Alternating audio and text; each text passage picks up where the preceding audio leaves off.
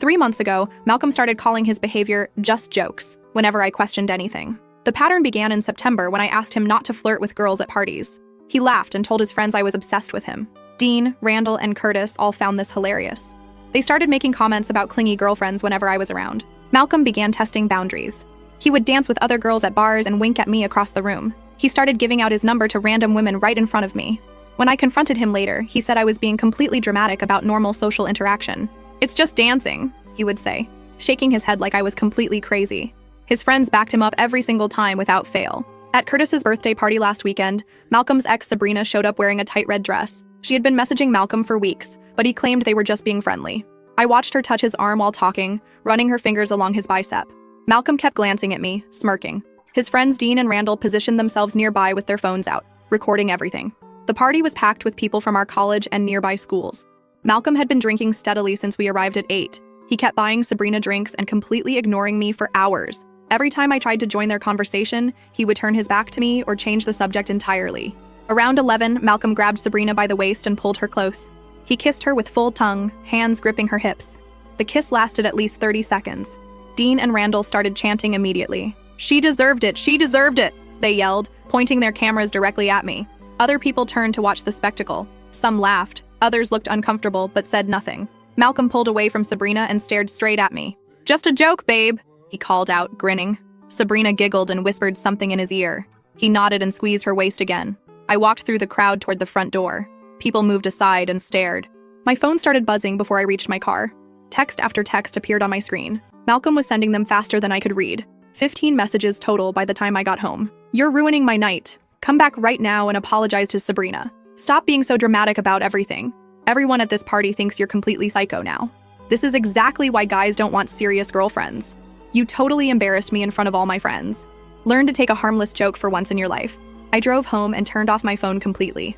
When I checked it Sunday morning, Malcolm had posted 6 Instagram stories between midnight and 3 a.m. Videos of him grinding on random girls at the party. Close-up shots of women dancing against him. Each caption read variations of, "This is what happens when you try to control me," and "Freedom feels so good right now." The final story showed Malcolm doing shots with 3 different girls. The caption read, "Single life hits different." He had tagged Dean, Randall, and Curtis in every single post. Malcolm showed up at my apartment building at 3 a.m. Sunday morning. He pounded on the front door for 5 straight minutes, yelling my name loud enough to wake up neighboring units. When I finally opened it, he reeked of alcohol, cigarettes, and multiple different perfumes. His button-down shirt was wrinkled and stained with something dark, his hair stuck up in random directions. "You're a psycho girlfriend," he said, swaying in my doorway. "Every guy cheats on their girl eventually. At least I did it to your face instead of sneaking around behind your back like some coward." I told him to leave immediately. He laughed and leaned against the doorframe. "You'll forgive me by Tuesday like you always do," he said. "Remember when I made out with your sister's friend at Christmas? You got over that real quick." Then he stumbled back to his car and drove away. Monday afternoon, Dean sent me a private message on Instagram. "You're way too uptight about everything. Malcolm was teaching you an important lesson about trust and boundaries. You should be grateful he cares enough to help you grow as a person." I read the message twice, then closed the app. 20 minutes later, Celeste sent me a message. She's Curtis's girlfriend and had seen the group chat on his phone. She forwarded me 23 screenshots from their conversation since Sunday night. Malcolm was bragging in detail about putting me in my place. "She'll come crawling back like always," he wrote. "They all do when you show them who's really the boss." Randall replied with crying, laughing emojis. Curtis wrote, "Savage move, bro." Dean added, "She definitely needed that reality check." Malcolm sent a shirtless photo of himself in bed with messy hair. "Single life is treating me incredibly well already," he captioned it. More laughing emojis followed from all his friends. Malcolm thinks he knows exactly who I am. He thinks I'm still the same naive girl who apologized after our first fight 2 years ago. The girl who blamed herself when he joked about my weight in front of his entire family last Christmas. Right now, he's probably out celebrating with his friends, thinking he's won some kind of victory. He has no idea what's coming for him. First update, so remember how Malcolm said I'd come crawling back by Tuesday? Well, guess what happened on Tuesday? Absolutely nothing. I didn't text him, didn't call him, didn't even check his social media. And apparently this broke his entire brain because by Wednesday morning I had 17 missed calls and 43 text messages. The messages started normal for Malcolm. "Hey babe, you're being really immature about this whole thing." Then they got progressively more desperate. "I know you're reading these messages. Why are you ignoring me when I'm trying to fix this? This silent treatment thing is getting really old." By Thursday, he was practically having a meltdown through text. "I can't believe you're actually going to throw away 2 years over one harmless joke. Sabrina meant absolutely nothing to me, you have to know that. I was drunk and my friends were egging me on, you know how they get. Here's the thing that really gets me. He kept calling it a joke. Like making out with his ex while his friends filmed me and chanted was just some hilarious prank I should appreciate. The audacity of this man is truly something else. Friday afternoon, he showed up at my workplace. My coworker Miranda came to find me in the break room and told me there was some guy in the lobby asking for me, looking really agitated. I peeked around the corner and there was Malcolm pacing back and forth, running his hands through his hair like he always does when he's stressed. I walked out there and his whole face lit up like he thought I was finally ready to forgive him. He started talking immediately. "Thank God, I've been trying to reach you for days. We need to talk about this situation and figure out how to move forward together." I told him we could talk right there in the lobby since he'd made such a public spectacle of our relationship already. His expression changed real quick. "Don't be like this," he said. "You're being really unfair. I came here to apologize and work things out like adults." So I asked him what exactly he was apologizing for. And guys, this man actually said he was sorry that I misunderstood his joke and got my feelings hurt. Not sorry for kissing his ex. Not sorry for humiliating me. Sorry that I'm too sensitive to appreciate his sense of humor. I told him his apology was noted and he could leave now. He started getting louder then, saying I was being completely unreasonable and making this whole thing way bigger than it needed to be. "Every couple goes through stuff like this," he said. "It's called growing together and learning to trust each other." Miranda was watching from behind the reception desk, along with half the office at this point. Malcolm noticed everyone staring and finally lowered his voice. He stepped closer and told me he wasn't leaving until we worked this out properly. That's when I realized something crucial. He genuinely believed I would eventually cave like I always had before.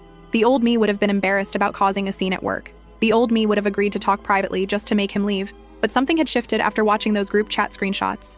Reading him brag about putting me in my place and knowing I'd come crawling back changed everything for me. I told Malcolm very clearly that we were done. Not taking a break, not working through issues, but completely finished. His face went through about 5 different emotions in 10 seconds. Confusion, disbelief, anger, then this weird fake laugh like I was obviously kidding. "You don't mean that," he said. "You're just really upset right now," which I totally understand. "But we've been together for 2 years. You can't just throw that away over something this stupid." I explained that making out with his ex while his friends filmed it wasn't stupid, it was deliberate humiliation. That his group chat messages showed exactly how he really felt about me. That showing up drunk at my apartment at 3 a.m. wasn't romantic, it was disrespectful, and honestly kind of scary. Malcolm got defensive immediately. "Those guys were just being guys, you know how group chats are. We say stupid stuff to impress each other. It doesn't mean anything real." He claimed the kiss with Sabrina was just him being drunk and showing off. Nothing more serious than that. But here's what really sealed it for me. When I mentioned feeling scared when he showed up drunk, he actually rolled his eyes. "Come on, you know I would never hurt you. Stop being so dramatic about everything." The fact that he dismissed my feelings about his drunk 3 a.m. visit told me everything I needed to know. This man does not respect my boundaries, my feelings, or my basic sense of safety. And he never will. Because in his mind, I'm just being dramatic and oversensitive. I walked away from him standing in that lobby, just turned around and went back to work like he wasn't even there. Through the window, I watched him stand there for another 10 minutes, probably waiting for me to come back out and resume the conversation. When I got home that evening, my sister Celeste had left me 3 voicemails. Apparently, Malcolm had called her asking if she could talk some sense into me. He told her I was having some kind of breakdown and needed family intervention to see reason. Celeste was furious. She said Malcolm explained the whole party situation like he was the victim of my jealousy and controlling behavior. According to him, I'd had a complete meltdown over innocent flirting and was now punishing him with silence. But here's the beautiful part. Celeste was actually AT Curtis's party. She saw the whole thing happen. She watched Malcolm kiss Sabrina while his friends chanted and filmed. She saw how humiliated I looked walking out. So when Malcolm tried to rewrite history and make himself the victim, she shut that down real fast. She told Malcolm that what she witnessed wasn't innocent flirting. It was public humiliation of his girlfriend for entertainment. That any man who would do that to someone he supposedly loved had serious problems. And that if he ever called her again trying to manipulate family members, she'd have some choice words for him. Malcolm apparently did not take this well. Celeste said he started arguing with her, insisting she didn't understand the full context, and that I'd been controlling and jealous for months. When she wouldn't agree with him, he accused her of enabling my dramatic behavior. That conversation happened yesterday. This morning I woke up to a text from Malcolm's mom. "Hi, sweetie. Malcolm told me you two are having some problems. I was hoping we could grab coffee this weekend and talk about working things out. You know how much Malcolm loves you." And that's when I realized Malcolm's master plan. He's calling in reinforcements. His mom, my sister, probably planning to get our mutual friends involved too. He thinks if enough people tell me to forgive him, I'll crack under the pressure and go back to being his doormat girlfriend. What Malcolm doesn't understand is that I'm not the same person who apologized after his last joke. I'm not the girl who blamed herself when he flirted with my sister. I've been planning something since Sunday and it's almost ready. He wants to play games and involve other people? Perfect. Duke can play that game, but he's not going to like my version nearly as much as his own. Tuesday is going to be very interesting. Second update. I am shaking with rage right now, but also kind of impressed with how this all played out. So remember Malcolm's mom wanting to grab coffee? Well, that was just the beginning of his master manipulation plan involving both our families. Saturday morning, I'm at Target buying groceries when my phone rings. It's my mom. She sounds worried and asks if I'm okay because she just got off the phone with Malcolm's mother. Apparently, Malcolm told his parents that I'm going through some kind of mental health crisis and refusing to communicate about our relationship problems. I explained the whole party situation to my mom. The kiss with Sabrina, the filming, the group chat messages, everything. My mom listens and then gets pissed. She tells me Malcolm's mom painted a completely different picture where I had a jealousy-fueled breakdown over innocent socializing, and now I'm punishing Malcolm with cruel silence. My mom immediately calls Malcolm's mom back. I can hear both sides of this conversation because my mom put it on speaker. Malcolm's mom starts with how concerned she is about my emotional state and how Malcolm is devastated that I won't even discuss working through our problems. My mom cuts her off and explains what actually happened at that party. The public humiliation, the deliberate kissing, the friends chanting and filming my reaction. Malcolm's mom goes quiet for a long moment, then says that's not the story Malcolm told them at all. According to Malcolm's version, I got irrationally jealous when his ex showed up at the party. I caused a huge scene over him being polite to her, then stormed out dramatically when he gave her a friendly hug goodbye. His friends were laughing at my overreaction, not participating in any humiliation. The Instagram posts were just him blowing off steam after I refused to answer his calls. My mom is incredulous. She asked Malcolm's mom if she really believes her son would lie about something this serious. There's this long pause. Then Malcolm's mom says she trusts her son, and maybe there's two sides to every story. That's when my mom loses it. She tells Malcolm's mom that if her son thinks public humiliation is appropriate relationship behavior, then maybe she failed as a parent. That any mother who defends her adult son kissing other women in front of his girlfriend clearly raised him to disrespect women. Malcolm's mom hangs up on her. Sunday afternoon gets even worse. My dad calls and says Malcolm showed up at our house wanting to talk to him man-to-man about the situation. My dad was working in the garage and Malcolm just appeared there uninvited, acting all respectful and concerned. Malcolm told my dad that I've been struggling with jealousy and trust issues for months, that he's been trying to be patient and understanding, but I've gotten increasingly controlling about his friendships with women. The party incident was just me finally snapping over normal social interaction. My dad, who doesn't know the full story yet, listens politely as Malcolm explains how much he loves me and wants to work through my insecurities together, how he's willing to go to couples counseling and do whatever it takes to help me feel more secure in our relationship. Then Malcolm asks my dad to talk to me about giving their relationship another chance. Says he knows I respect my father's opinion and might listen to him when I won't listen to anyone else. My dad tells Malcolm he'll think about it and get back to him. After Malcolm leaves, my dad calls me confused about why Malcolm seems so genuine and concerned if he really did what I described. I drive over to my parents' house immediately, sit down with both of them and tell the entire story from beginning to end. The months of boundary testing, the deliberate flirting, the kiss with Sabrina while his friends filmed, the group chat messages bragging about putting me in my place. My dad's expression changes completely as I'm talking. By the time I finish, he's furious that Malcolm came to their house and lied directly to his face. My mom shows him the screenshots Celeste forwarded from the group chat. My dad reads Malcolm calling me a psycho girlfriend and saying I'll come crawling back, and he completely loses his shit.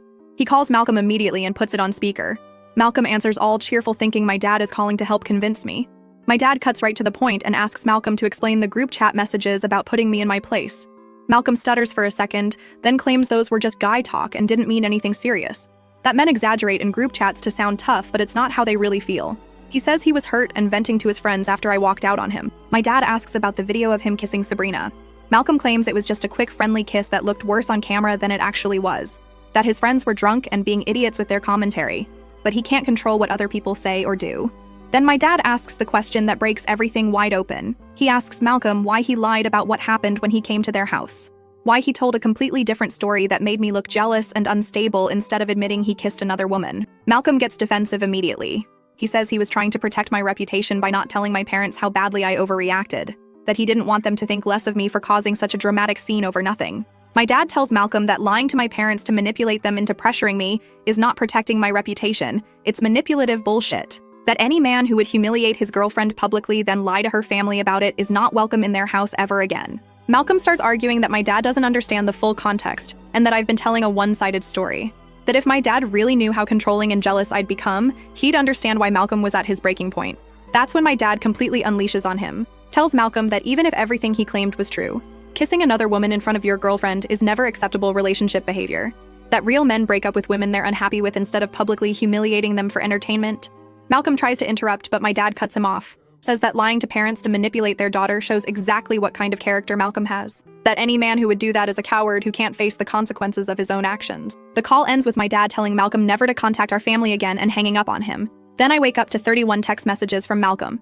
And guys, this man has completely lost his fucking mind. The messages start around 2 a.m. and continue until 6 a.m. Pure stream of consciousness desperation. Your parents have completely turned against me now thanks to your lies. I never lied to your dad. I was trying to spare your feelings. You're destroying everything good we had together over one stupid mistake. I'm losing my mind without you and can't eat or sleep. Everyone I care about is choosing your side without hearing mine. But then around 4 a.m., the messages take a darker turn. You've made me look like a monster to both our families. I trusted you with everything, and you're using it all against me. 2 years of my life completely wasted because you can't forgive one mistake.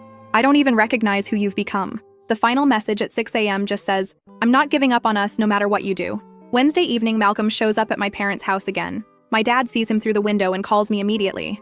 I drive over there and find Malcolm sitting on their front porch refusing to leave until someone talks to him. I walk up to him and ask what the hell he thinks he's doing. He tells me he's been sitting there for 2 hours waiting for someone to come home so he could explain his side properly. Malcolm starts talking rapidly about how everyone has turned against him based on incomplete information, that the group chat messages were taken out of context and the kiss with Sabrina was just drunken stupidity, not deliberate cruelty, that he's been in love with me for 2 years and would never intentionally hurt me. I tell him that intentional or not, he did hurt me, that his actions had consequences and now he has to live with them. Malcolm gets more agitated and says I'm being completely unforgiving about one mistake that happened when he was drunk. He asks me to look at everything good about our relationship instead of focusing on one bad night. Reminds me of trips we took together, holidays with each other's families, plans we made for the future. Says 2 years of love and commitment should count for more than 15 minutes of poor judgment. But here's the thing that really gets me. He still won't take full responsibility. It's always poor judgment, or a mistake, or one bad night. Never, I deliberately kissed my ex to hurt you, or I let my friends film your humiliation for entertainment. My dad comes outside and tells Malcolm he needs to leave their property immediately. Malcolm starts arguing that he has a right to try to save his relationship and that my dad is interfering in something that's none of his business. My dad steps closer and tells Malcolm that when he lies to parents to manipulate their daughter, it becomes their business. That Malcolm made it their business by involving them in his scheme to pressure me into forgiving him. Malcolm finally leaves, but not before turning to me and saying this isn't over between us. That he knows I still love him and eventually I'll realize I'm throwing away the best thing that ever happened to me. Malcolm genuinely believes he's the victim in this situation. In his mind, I'm destroying a good relationship over one minor incident that I'm blowing completely out of proportion. But you know what? I've been working on something since this all started. Something that's going to show Malcolm exactly who he's been dealing with this whole time. And after watching him manipulate both our families this week, I'm more motivated than ever to make sure he gets exactly what he deserves. The trap is almost ready. Malcolm thinks he knows me, but he has no idea what I'm really capable of when someone pushes me too far. Last update, guys. I cannot believe what just happened. Remember that trap I mentioned? Well, it went down yesterday and Malcolm's entire world just imploded in the most beautiful way possible. I'm still buzzing from the adrenaline and honestly feeling like the absolute queen I know I am. So here's what I've been planning since this whole nightmare started. Malcolm thinks he's smart with his manipulation tactics, but he made one crucial mistake. He underestimated exactly how smart I am and how well I know his patterns. See, Malcolm has this thing where he can't resist bragging about his conquests. Always has. He filmed the whole Sabrina kiss situation because he gets off on having proof of his power over women. And I knew, absolutely knew, that he'd saved videos from that party. Thursday afternoon, I text Malcolm asking if we can meet up to talk. Not to get back together, but to have an honest conversation about where we went wrong so we can both move forward. He responds within 30 seconds saying yes and suggests we meet at the coffee shop near campus where we had our first date. I tell him that's too public and emotional for this kind of conversation. What if we meet at his apartment Saturday afternoon so we can talk privately without interruptions? Malcolm agrees immediately, probably thinking I'm finally ready to come crawling back like he predicted. Saturday, I show up at Malcolm's place at 2 p.m. He's clearly put effort into his appearance. Showered, nice shirt, even cleaned his normally messy apartment. He offers me coffee and asks how I've been holding up. All concerned and caring like he wasn't sending me unhinged text messages at 4 a.m. I tell Malcolm I've been doing a lot of thinking about our relationship, and I want to understand his perspective on what happened. That maybe I did overreact to some things and I want to hear his side without interrupting or getting defensive. Malcolm's whole face lights up. He starts explaining how he never meant to hurt me and how the party situation got completely out of hand due to peer pressure and alcohol. That kissing Sabrina was just him being stupid and showing off, not any kind of deliberate betrayal. I nod along and ask follow-up questions. What exactly were his friends saying that made him feel pressured? How did the kiss with Sabrina actually start? Was there anything leading up to it that I missed? Malcolm gets more animated as he talks, clearly feeling like he's finally getting through to me. He explains how Dean and Randall kept joking about him being whipped and under my control, how they dared him to prove he wasn't afraid of me by flirting with other women. Then he tells me something I didn't know before. Apparently, the whole thing was planned. Dean had texted Sabrina earlier that week and invited her to the party specifically to mess with our relationship. They thought it would be hilarious to see how I'd react to her showing up. I act surprised and hurt by this revelation. Ask Malcolm why he went along with a plan designed to humiliate me. He gets defensive and says he didn't know about Dean's plan until that night, and by then he was too drunk to think clearly. Malcolm explains that when Sabrina started flirting with him, his friends began filming and egging him on. That he felt trapped between disappointing his friends and disappointing me, so he made a split-second decision that he immediately regretted. I tell Malcolm I appreciate his honesty, and I'm starting to understand what really happened. That maybe I was too quick to judge the situation without knowing all the facts. Malcolm relaxes completely, probably thinking he successfully manipulated me back into forgiveness. Then I ask the question I've been building up to. I tell Malcolm that my friends have been asking me what really happened that night, and I want to be able to explain it accurately. Do you still have any videos from the party that might help me understand exactly how everything went down? Malcolm hesitates for a second, then admits he has some videos on his phone. He says his friends sent him clips from that night, but he hasn't looked at them because they're too painful to watch. I ask if we could watch them together so I can see what he saw and understand his experience better. Malcolm wavers, clearly uncomfortable, but eventually agrees. He says maybe it would be good for both of us to face what happened honestly. He pulls out his phone and opens his photo gallery. There are at least 15 videos from that party. We start watching them together. And guys, they are so much worse than I even remembered. The first few videos show Malcolm dancing with other women while I'm standing nearby looking uncomfortable. You can hear Dean and Randall making comments about testing my limits and seeing how much I'll tolerate. Then we get to the videos of Malcolm with Sabrina. There's one where he's clearly groping her ass while she grinds against him. Another where he's whispering in her ear while staring directly at me across the room. You can hear his friends laughing and saying things like, "She looks pissed," and "This is so good." The kiss video is the worst part. It shows Malcolm grabbing Sabrina aggressively and kissing her with obvious passion. The video captures Dean and Randall chanting "She deserved it," while pointing their cameras at me. You can see me in the background looking absolutely destroyed. But here's the part that makes my blood boil. There's a video after I left. Malcolm and Sabrina are making out again, more intensely this time. He's got her pressed against the wall with his hands up her dress. Randall is filming and you can hear him saying, "Post this shit. She needs to see what she's missing."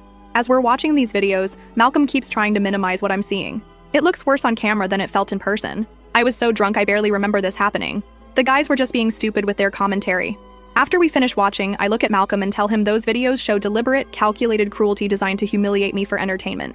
That there's no amount of alcohol or peer pressure that excuses that level of disrespect. Malcolm immediately starts backtracking. He claims the videos don't show the full context and that I'm misinterpreting what I'm seeing. That he was drunk and confused and not thinking clearly about how his actions might affect me. I tell Malcolm I appreciate him showing me the videos because now I have a complete picture of what really happened. He looks confused and asks what I mean by that. That's when I pull out my own phone and show him that I've been recording our entire conversation. Every word of his planned humiliation confession. Every admission about going along with Dean's scheme. Every moment of him minimizing and excusing his behavior while the video evidence plays. Malcolm's face goes completely white. He starts sputtering about how I tricked him and recorded him without consent. I remind him that we're in a one-party consent state, and I have every legal right to record conversations I'm part of. I tell Malcolm that his confession, combined with his own videos, paint a very clear picture of who he really is. That I now have proof he participated in a deliberate plan to humiliate me, then lied to both our families about what happened. Malcolm starts panicking and asking what I plan to do with the recording. I tell him he's about to find out, then I start a group text with both our parents and hit send on a message I had pre-written. The message explains that I've discovered the party incident was a planned humiliation orchestrated by Malcolm and his friends. That I have video evidence and a recorded confession proving he lied to both families about what really happened. And that I'm attaching the relevant clips so everyone can see the truth for themselves. I attach the kiss video showing Malcolm passionately making out with Sabrina while his friends chant about me deserving it. The video of him groping her after I left. And key excerpts from our recorded conversation where he admits to going along with Dean's plan. Malcolm starts freaking out. He's grabbing for my phone trying to stop me from sending more messages, begging me to delete everything and talk about this privately, saying his parents will never forgive him if they see those videos. I tell Malcolm he should have thought about that before he participated in humiliating me for his friends' entertainment, that actions have consequences, and now he gets to face them. My phone starts buzzing immediately with responses from both families. My mom texts, "I'm so sorry you went through this, sweetheart. We're coming over right now." My dad just sends, "That piece of shit is dead to us." But Malcolm's parents' responses are what really make this perfect. His mom texts, "Malcolm, come home immediately, we need to talk." His dad sends, "I'm disgusted by what I just watched. You're not the son we raised." Malcolm is having a complete meltdown at this point. He's begging me to call our parents and tell them the videos are fake or taken out of context, offering to do anything I want if I'll just help him fix the situation. I tell Malcolm there's nothing to fix because this is exactly what he deserves, that he made his choice when he decided to publicly humiliate me for entertainment, and now he gets to live with the consequences. Malcolm starts getting angry then, saying I'm destroying his life over one mistake and that I'll regret this when I realize what I've thrown away. That he's going to tell everyone I'm a manipulative psycho who records private conversations to use against people. I laugh and tell Malcolm that everyone already knows exactly who we both are now, that he can try to spin this however he wants, but the videos speak for themselves. As I'm leaving his apartment, Malcolm follows me to the door still begging and making threats. I turn around and tell him this is the last time we'll ever speak, that if he contacts me, my family, or anyone in my life again, I'll be filing harassment charges. The drive home was incredible, guys. I felt so fucking powerful and in control. Like I'd finally gotten justice for all the times Malcolm humiliated me, and I just took it. When I got home, my parents were waiting for me. They both hugged me and apologized for not fully understanding how bad the situation was. My dad said he's proud of me for standing up for myself and exposing Malcolm's lies. My mom said she called Malcolm's mom after seeing the videos. Apparently, Malcolm's parents are mortified by his behavior and planning to have a serious conversation with him about respecting women. But the best part came later that evening. Celeste texted me screenshots from the group chat with Curtis, Dean, and Randall. Apparently, word got out about the videos, and now everyone who was at that party knows exactly what kind of person Malcolm really is. Malcolm has been silent on social media since yesterday. No posts, no stories, no responses to comments. And you know what the most beautiful part is? I didn't have to do anything illegal or unethical to get my revenge. I just used Malcolm's own behavior and words against him. He destroyed himself by being exactly who he's always been, a manipulative asshole who thinks he's smarter than everyone else. To all the commenters who said I should forgive him and work things out, fuck that. Some people don't deserve forgiveness. Some people deserve to face the full consequences of their actions. Malcolm is one of those people. I'm done being the understanding girlfriend who gives second chances to men who don't respect me. I'm done letting people treat me like shit because it's easier than standing up for myself. Malcolm thought he could humiliate me publicly and then manipulate our families into pressuring me to forgive him. He thought I was weak and desperate enough to crawl back to him like I always had before. Malcolm wanted to put me in my place? Well, congratulations, because my place is clearly several levels above his manipulative ass.